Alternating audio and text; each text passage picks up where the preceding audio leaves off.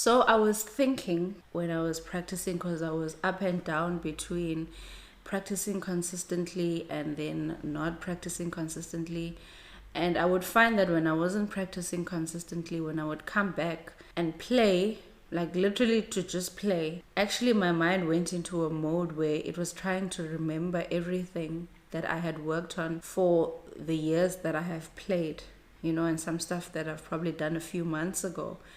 And I was thinking, actually, in those moments, it felt so good to be able to play and not sit down and say, okay, today I'm going to work on drop two voicings. Today I'm going to work on a lick in all the places that I can put it in the standard today.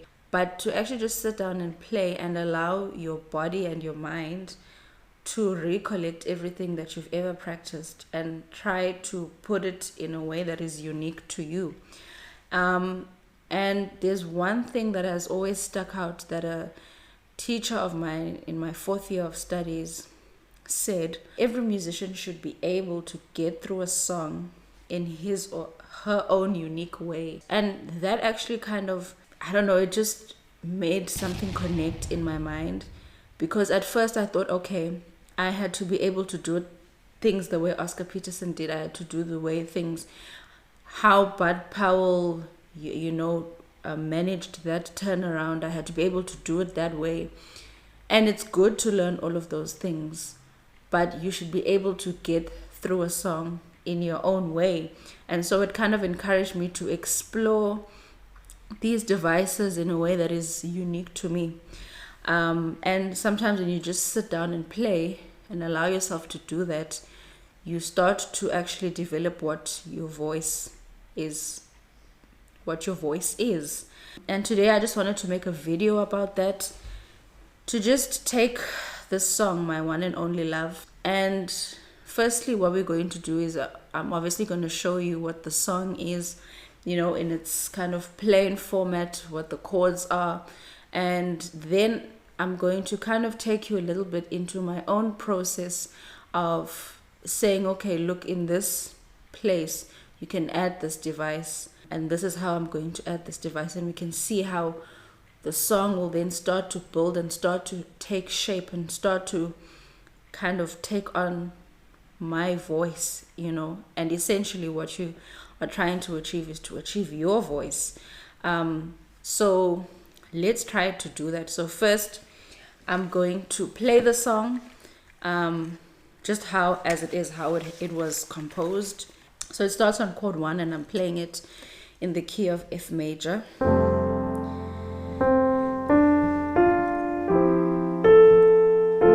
So it goes to chord 6, then it goes to chord 2. And I'm not going to go over, how to voice. I've got so many videos about how to use root third seventh of the melody, but essentially, I'm keeping the melody on top for all my voicings.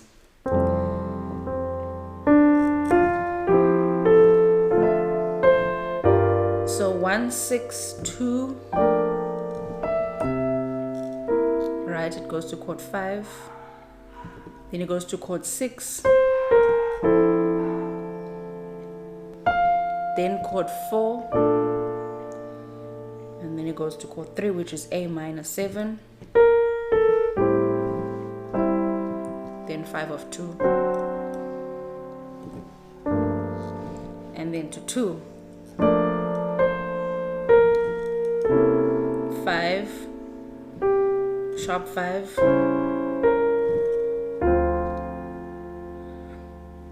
that sharp 5 is actually A7.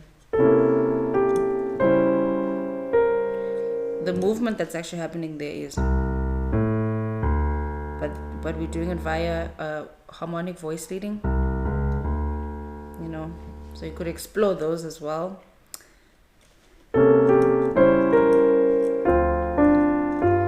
Then 5 of 5,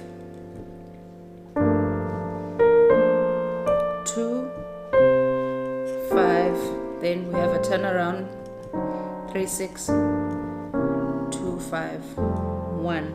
So that's the shell of the song. That's the song. Now when I sit down at the piano, The reason actually I started to love this song is because I heard Oscar Petersen's version.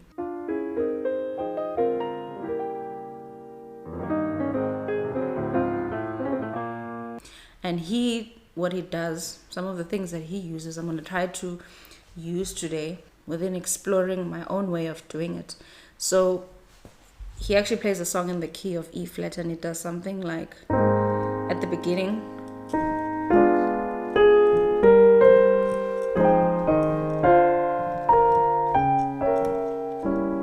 So he literally does a downward movement to the flat 5.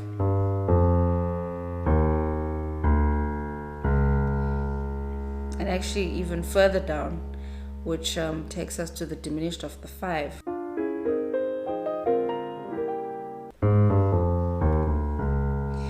So now what I do is I'm going to do that in F, which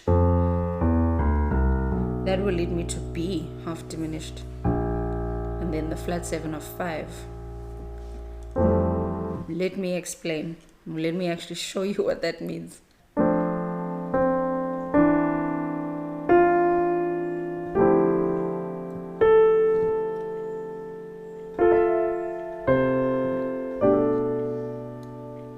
So we're going F. This is just a passing step to D minor. You can also call this a passing step to B, or D minor over C.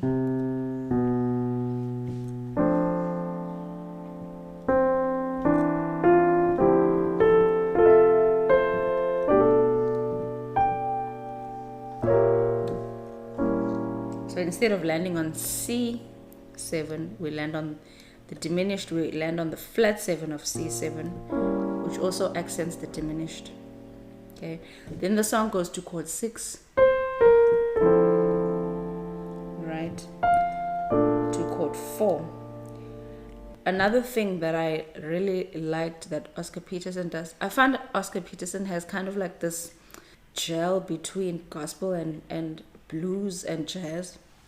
So he does kind of like gospel-y stuff like this.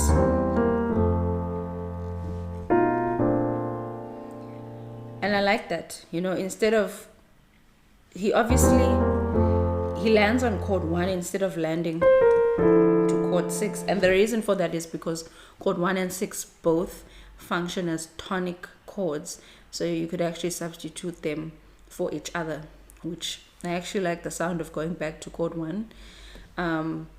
So 5 to 1, but instead of doing, he does an inversion, which is a typical gospel sound. Right, he has a 6th here of the triad only, can add the 5 as well. And he has the 3rd of the C triad. I guess you can add the flat 7, but it kind of takes away the vibe.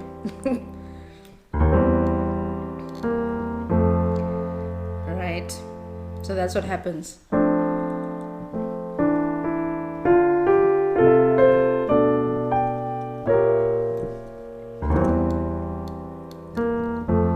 And now what I'm going to do is I'm going to add a tritone sub before going to 4, which actually is quite a typical jazz movement. When you're going from chord 1 to 4 is to add a sub 5 before you go to the 4. So I am adding a B7 here, which naturally becomes B sharp 11, just because sharp 11 is on the melody. So, all right, and now when we introduce substitute chords, we have a new chord 5, or not new, but we've added a chord 5. And what we do know about chord 5s is that they have a 2 that is related to them. So the related 2 for the 2 that works with B7 is F sharp minor 7. So what happens when you start to add substitute chords is that now they have a chord that's related to it, and then that chord will have a chord that's related to it, and it's kind of like the cycle of going over and over, but actually just coming back to the same thing again. So it's kind of interesting. So F sharp minor. And I'm going to try to put in F sharp minor before I go to B flat major. It doesn't work there. So, because, this would be major 7 in the case of F sharp minor, that doesn't work because F sharp minor is... Alright, so what I'm going to do is I'm going to forego the F. Actually, I'm going to do and make that the new chord, F sharp minor, to its 5, which is B7, the tritone sub. Then we land on chord 4.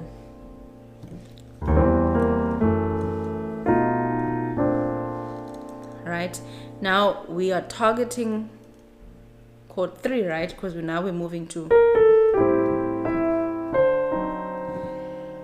And here, I'm actually going to add another 2, 5, 1 before I go to A minor. I'm going to do B half diminished, E7, and then A minor 7, then 5 of 2 to 2. So we have, well,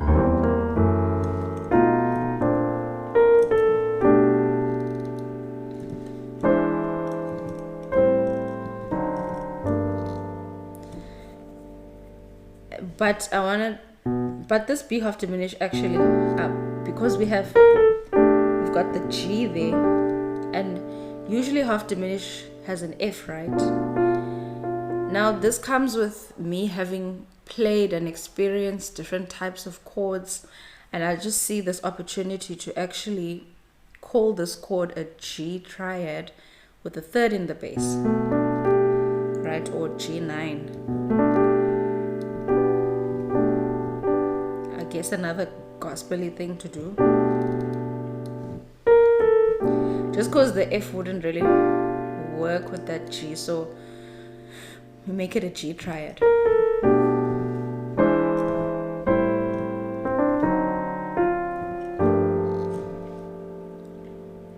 And it goes to chord 2, and then we have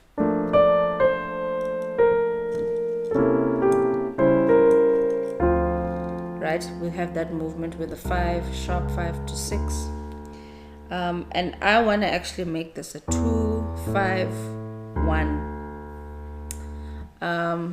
and in doing so, another device that I actually learned from Oscar Petersen is this idea of starting from the 9th when you voice. When you have a minor chord that's going down to its related half diminished, you use the 9, the 3, and the 5, and you let the bass note move downward. So then when you have the top melody, and you could voice that half diminished however way you wanted to. But it's just a way to get you to land. You can land it however you want to.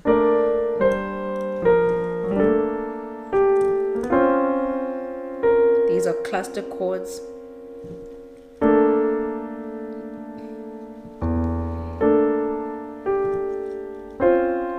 There's a cluster on the alt, which is like a B flat minor 9.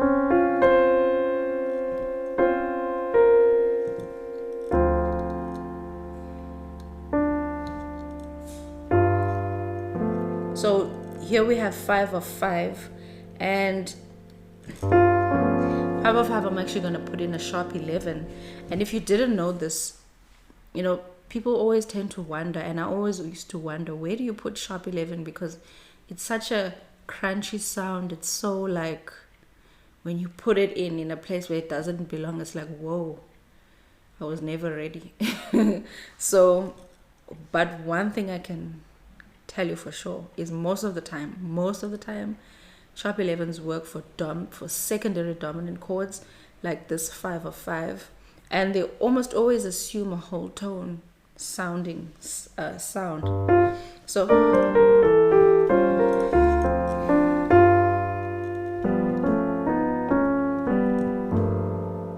right? We have this.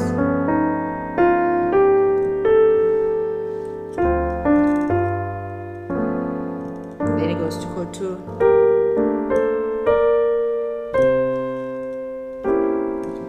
Here's just a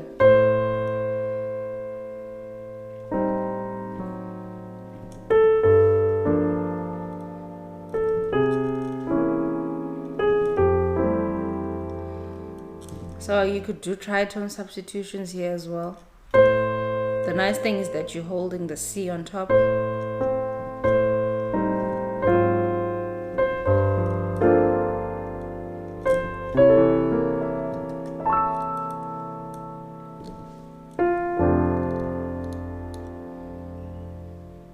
Okay, now you've used the devices, but then at the same time, you don't want to get stuck in playing the song the same way.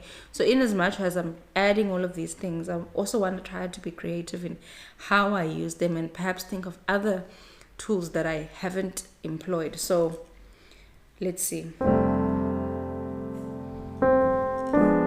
Using a diminished here.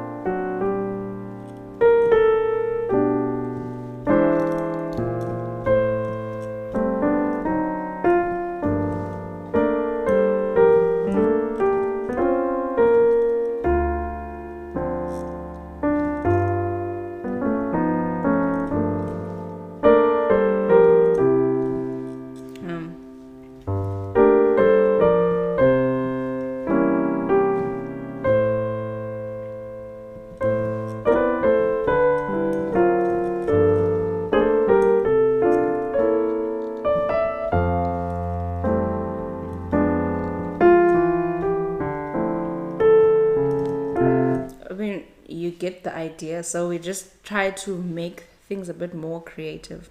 So guys, I encourage you to go to your practice room and try this. Try to sit down and actually play. Don't always go to the practice room beating yourself up thinking, oh my gosh, there's so much I don't know. How about actually going there and saying, you know, there's quite a number of things that I do know. Let's see what I can do. You know, half the things that we learn, we probably don't even use as much as we could be using them. So try to find your voice, your style, your taste in terms of how you're playing. And of course, within doing so, you're going to be building on that, practicing things specifically. But sometimes you just want to sit down and just be like, you know what, I'm just going to play and listen to what my voice sounds like and what are the missing things that I need in the way that I play. And I encourage you in your practice, don't feel defeated. I know sometimes when you go into practice, it may feel like, oh my word, is this thing ever going to come together? Trust me, I know I've been there many a times. Sometimes still go through that even today. But you know, I've learned to know that that's just kind of a voice that's always going to be there. Keep learning, but also allow yourself to play, because the point of practicing is so that you can play. Yeah, so that's the video, guys. I really hope you enjoyed it. And don't forget to leave a super thanks. Leave a like, subscribe to the channel. Also, if you'd like to purchase the Chordy app, actually, that's the app that you see on the screen that displays the things that I'm playing. Please use the link in the description if you'd like to purchase it. I've also got a link to my Bandcamp in the description for my music. And follow me on Instagram. My handle is in the description. And I'll see you again in the next video. Okay, bye.